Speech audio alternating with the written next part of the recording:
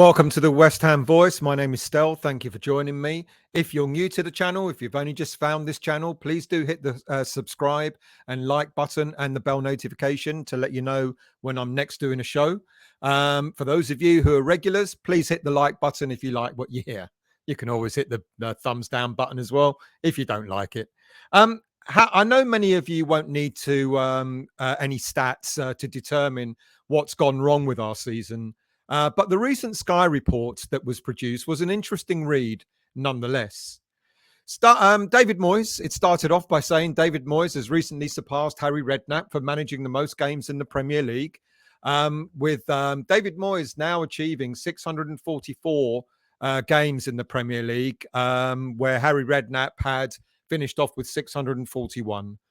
However, as you can see, David Moyes has got an awful long way to go before reaching anywhere near Arsene Wenger, who had 828 Premier League games, and Sir Alex Ferguson, who had 810 under their belts. But I think we're all aware that Moyes is highly unlikely to manage to get another 200-odd games in the Premier League with West Ham, or possibly with any other team in the future as well.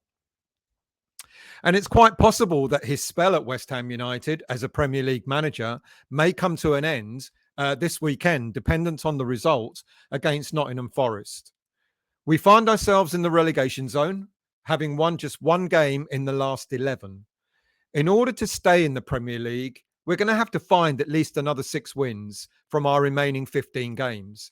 And that needs to start on Saturday against Forest at home, with the hope that we can then go on to back-to-back wins against one of our Premier League bogey teams when we visit Brighton the following weekend. Now, the last time and the only time this season that we've won any back-to-back games was in October, when we beat Wolves 2-0 and then went on to beat Fulham 3-1. Now, in between the 2 Premier League games that we've got coming up, there is a little bit of respite. Well, would you call it a respite? When we go to visit Man United at home, Man United away in the FA Cup on the 1st of March. Now, Man United, resurgent this season. They every game they play, they just seem to get better and better and better. I think they're now lying 3rd in the league, and they just look stronger and stronger. And instead, for West Ham United, as each game goes by, we just seem to be getting weaker and weaker. It's ironic that despite having managed so many games in the Premier League, Moyes' managerial history, compared to the 2 top managers in Wenger and in Alex Ferguson, is that he's won nothing in 25 years. And yet we see in recent interviews where Moyes speaks in high hope that he could possibly still win a trophy with West Ham United. And it really does seem like he's trying to make one last push to win a trophy, perhaps the Europa Conference League in his sight, and maybe to a lesser extent, now that we're facing Man United, the FA Cup as well. Moyes must know that this is almost definitely his final big job in football, or at least perhaps, as I said, his final big job in the Premier League. And what may come after could be something in international football, maybe, or maybe having to go back abroad again in a lesser division than the Premier League. But is Moyes' pursuit of winning a trophy going to come at a massive cost to West Ham United? Our league suggests that we're ripe for relegation. Our league's position suggests that we're ripe for relegation, and that a massive change in our style of play has to happen if anything is going to be turned around in our fortunes.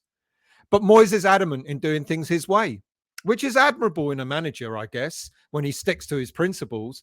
But there comes a point when sticking to an approach that has not been working for quite some time can become detrimental and destructive. And it looks as if Moyes is now bordering on just that.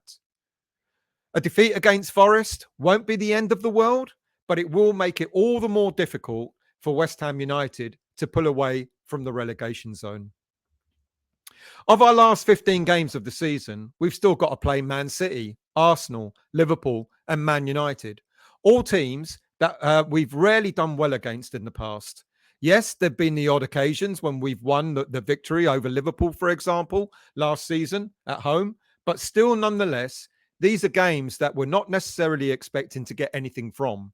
And if we just go and set up to defend against these teams, we could find ourselves in the same situation as we did when we played Spurs at the weekend. Of our seven home games, of our 7 games away, sorry, of our 6 games away, we've got Brighton, Fulham, Bournemouth, Crystal Palace, Brentford, and Leicester. None of these teams are easy. And again, our league performance in the away this season has been 1 win, and that was back in August when we played Aston Villa. So we're ending up reliant on having to win games at home in order to try and stay in the Premier League. And the games you can look at on paper that I guess you could argue we could possibly win at home are Forest, Villa, Southampton, and Leeds. None of them are going to be easy. But even if we get those 4 games under our belts, it still may not be enough to stay up. So we either need to beat teams away from home, or we need to start beating teams at the top of the league. And it is possible, but only if we change the way we play. A number of players have now been saying more publicly that the current system doesn't work. But will Moyes take any heed? Now, in an interview he did with Sky Sports, he said, if I can get the players back and challenging again, that's what I hope we'll do. Now, if it sounds like a man who's already admitted defeat, and he probably doesn't have the ability to do what he needs to do to get them back up and running again. If I can get the players challenging, well, shouldn't that be, I will be getting the players challenging. You know, those little phrases seem to speak volumes about where Moyes' mindset might be right now. He also went on to say, if my time was up tomorrow, I'd say, great. Hey, I've loved it. West Ham's been a great club. I've really enjoyed it here. It's got lots of good things going behind the scenes. But in my time, if my time is up, so be it. I've really enjoyed my footballing career. Now, this interview happened before the Spurs game. And I just wonder whether that first half performance might have saved Moyes from the sack. Because we did look like we were kind of coherent in that first half. We collapsed in the second half, but we looked to have something about us in the first half. And if the game against Forest is going to be a crunch game, for me, it looks like Moyes is going to have to make sure that we win it in order for him not to get the sack. But is it as easy just to say that it's just down to Moyes' tactics? After all, one could argue that the same tactics have served us well in the past couple of seasons. We knew back in January 2022 that investment in the transfer window could have made all the difference between finishing the top 6 and winning the Europa League. But that investment didn't happen because Moyes believed he had enough in the squad to get us the results that we needed. We now all know, and hindsight is a wonderful thing, that the slump in our league performance coincided with that lack of investment back in January 2022. However, a lot of people will say we have had investment and the summer was fantastic. 8 players at a cost of something like £160 million. You know, whilst we were all patting ourselves on the back and eulogizing how this squad was going to smash the Premier League and conquer Europe, none of us could have foreseen the season that we would have had the way it's panned out. Despite not doing so well in the second half of last season, I think we all thought that it would be a new dawn with these 8 players starting. Not that it takes much explaining from me, but the most glaring issue has been, of course, not scoring goals. And this is where I've alluded to about looking at the stats that Sky Sports did just recently, which are quite interesting. Of the expected goal differential offered by Sky Sports, we've got the worst conversion rates in the whole league behind Forest, Everton, Wolves, Southampton. Even Bournemouth are doing better than us. And it is Jared Bowen who's emerged as the player who has most spurned opportunities at the club this season, having scored nearly 3 goals fewer than he should have expected to have done. You can see by the shot map here that he's had a number of chances, but the easiest of chances have been the red dots there, where he could have scored at least another 3, maybe even 4 goals this season. So as it stands, the margins between West Ham United and other teams aren't huge in terms of what can be done. And there seems to be 2 obvious choices. Drop Jared Bowen from the team and play a different formation. But ironically, if you play a different formation, one of the players that will benefit from that will be Jared Bowen himself. Then we've got to look at beyond just the team up front and look at how the rest of the squad have been doing. And look at this for a stat. Declan Rice, as we know, has been our best player this season, but he lies in 54th position in the Premier League. One of the best performing players, yet he sits 54th in position.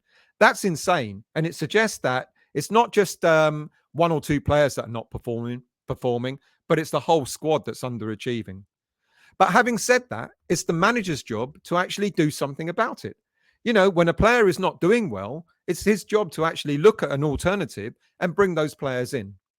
Despite his lack of goals this season, Jared Bowen has been one of the most influential creative players in the team. You know, he comes up top out of all the West Ham players in terms of creating chances. And looking at the most creative players, you'd expect the likes of Lucas Paqueta and Said Benrahma to be there. But look who's second and look who's fourth. We've got Aaron Creswell, who's recently been dropped from the team, and Pablo Fornals, who's hardly been seen in the team throughout the season. Despite having less game time than most other players like Gianluca Scamacca, etc., Fornals has had more of an impact in creating chances than most other players in the squad. Yet, for whatever reason, Fornals is seeing less game time more than other players, and it is quite baffling. Antonio, for example, has been playing far more often, and yet his creative ratio return is woefully short of that of Fornals's. I've been saying for some time that if we need a player that's going to link up our midfield and our attacking force, one of the players that's capable of doing that is Pablo Fornals, so long as he's played in a central midfield role. Yet with more than half the season gone, he's made 11 starts this season and mostly out on the left side of midfield. Moyes recently mentioned Fornals and saying how impressed he was with the player in training, but then alluded to the changing in Paqueta's role in the first 11 has had an impact on Fornals being used. And I didn't quite understand that. Sounded like a bit of a cop-out to me because Paqueta has been started off playing in an advanced central attacking role and then dropped into a central midfield role. Fornals has rarely been used in that position throughout this season and most of last season, as I said, being played out wide. And even when Moyes had an opportunity to bring Fornals in with the absence of Paqueta's injury, he still opted to leave the player on the bench and, of course, went for Souček and even Downs in the last game against Spurs.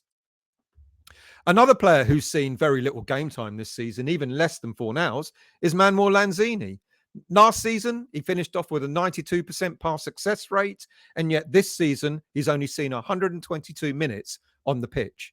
Now, it's interesting when we're looking at now these two players, Fornals and Lanzini, are not only players that can be creative, and I'm not suggesting for a minute that Lanzini should be playing games from the very start, but at the very least, when you need something different up front, he's the sort of player, along with Fornals, that can be a little bit more creative, maybe open up defenses with their passing ability and so on.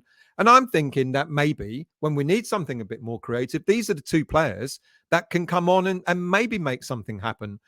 In addition, they're two players that can nick a goal as well. Yet, despite all that, Mikel Antonio's form, dipping quite alarmingly this season, and really over the past calendar year, has seen him get more playtime on the pitch than those two. Whilst we understand that there are injuries to Scamacca and Ings has taken time because of an injury, knee injury coming in, the decision to play Antonio continuously up front, I guess to maybe David Moyes makes sense because he sees him as our only other striker. But we can do differently. We've had Bowen play up front, and with the creative players around him, he could be just as effective, if not more effective, than Antonio. With Ings coming back now from injury, or so-called injury, I think it's time. I called it for last Sunday against Spurs, but it didn't happen. But I think it's time when we play against Forest this weekend that perhaps it's now time for him to start. You know, with him on the pitch, with a natural striker on the pitch, it can make a massive difference. And I think that someone like Ings would certainly give us a very, very different perspective on how the game can be played. We need goals. It's the obvious thing. What these stats are showing is quite evidently. I was going to put up the stats about our defensive form, but I don't need to because our defensive form, ironically, has remained consistent even from last season, this season, etc. We've not been conceding goals. We're something like the fifth or sixth best in the league for conceding goals. So that's not the problem. Okay, we've conceded silly goals, but last season we would have scored almost double the number of goals we've scored already this season. So with that, could it be that we need a team like this going out against Forest at the weekend? By all means, play a three at the back if that's what you want. But maybe a diamond formation in the middle, something like a 3-5-1-1 might be a better option. Having it looks like Zuma may be back. It also looks like Paqueta may be back as well. It looks actually that we've got no players that are going to be injured. Zuma back, Paqueta back. You could, I think, Cornet may be a bit too early for him, but he's back from injury. We know Skamaka's back as well. But why not go for something different at the weekend and really go for it with a diamond formation in the middle, with Declan at one end of the diamond, maybe Bowen at the other, and Paqueta and Fornals either side. That gives you creativity. It still gives you the cover you need for your defense, with the two wing backs being defensive minded as well. But it also allows you room to actually have players going forward and helping the striker out in Ings. Bowen can go one side of him, Fornals can go the other. You can change that formation if you're going to attack. You can change it again if you're defending. Maybe that's something that needs to be considered in order to win us the game. The stats are showing quite evidently, and we all know it, that we're not scoring enough goals. We need to have a natural goal scorer on the pitch and give him the support he needs in order to get those goals to keep us away from the relegation zone. A defeat, like I said, could see the end of David Moyes this weekend. Maybe even a draw might not be enough for him, but a win would certainly put us on the right track again to try and get out of the relegation zone that we find ourselves in.